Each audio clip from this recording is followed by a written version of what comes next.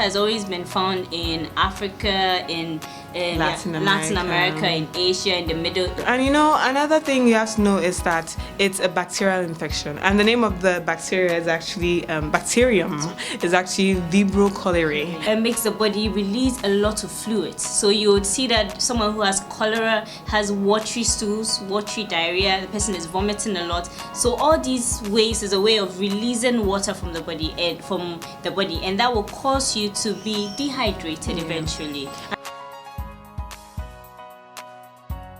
I'm sure most of us have heard of ORS, oral rehydration salts, and that's mostly, you see it every day. People, when they get diarrhea, they go over and then they buy it, they put it over the counter. That's actually a very good advice that we give to most of our mothers, because we know that you have to start something at home before you bring them to the hospital. Because it's so dangerous, and because it could be severe in a matter of hours. You have to start as soon as you realize that your child has watery stools and is consistent, you have to start your child on something before you take your child to the hospital, or as you're taking your child to the hospital. And if you come for regular hospital visits, we always have this forum where the pediatricians or even the midwives talk to new mothers of children under 5 of common diseases to look out for, and how to also how to manage them before bringing the child to the hospital.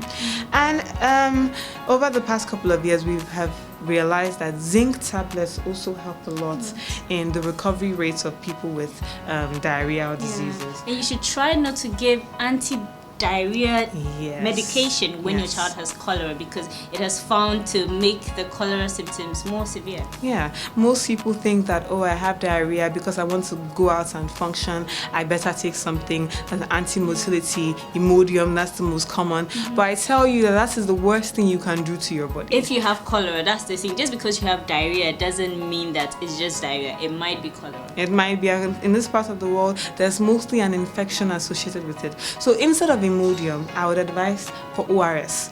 Once you take ORS and you drink it perfectly well, your stools frequencies and volume should actually reduce without you having to take Imodium.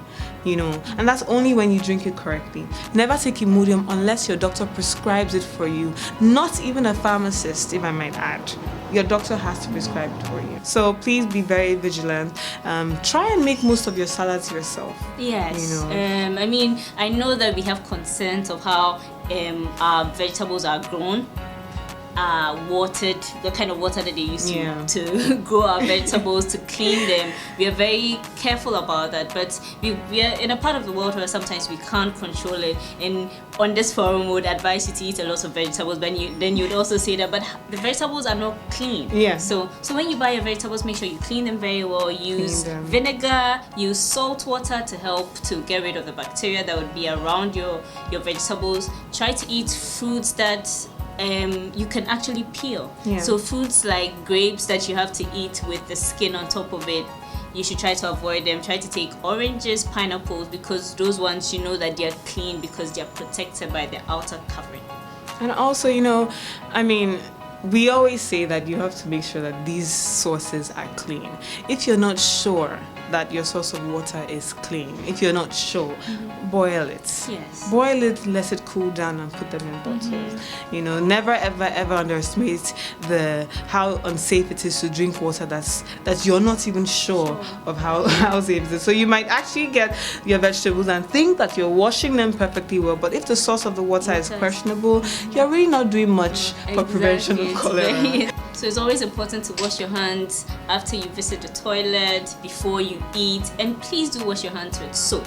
If you don't have soap and water, make sure that you use some kind of disinfectant, something that has alcohol that's about 60%. That would help to prevent the bacteria from going into your food. And always make sure that you eat your food when it's hot. Yes. Warm enough, not like hot that's piping hot, not piping hot. Yeah, that you've lost all your nutrients in your food. But make sure that you eat your food warm all the time. Make sure your food is warm before you eat it. Yeah. When it's supposed to be warm. Most of the heated foods, the heat actually kills the bacteria, which is why we say always make sure you heat it up. It has to be hot. It can be warm, but not piping hot, but definitely hot enough to know that yes, I'm eating hot food. Yes, definitely.